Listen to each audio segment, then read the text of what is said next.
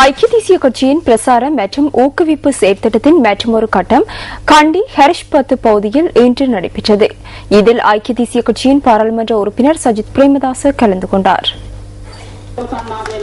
ஹரிஸ்பத்து ஹல்லலுவ ரீடிகலந்த பகுதியில் நடைபெற்ற இந்த வைபவத்தின் போது கஜசபைய திட்டத்தின் கீழ் ரீடிகலந்த சனசமூக நிலையத்தை நிர்மாணிப்பதற்கான நிதியை சஜித் பிரேமதாச வழங்கினார்.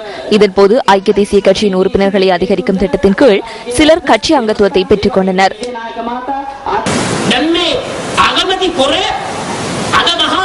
அடுத்த பிரதமர் யார் என்பதே தற்போதுள்ள பிரச்சனையாகும். பிரதமர் பதவிக்கான போட்டி இன்று நாய்களுக்கு இடையிலான சண்டையை போன்று மாறியுள்ளது.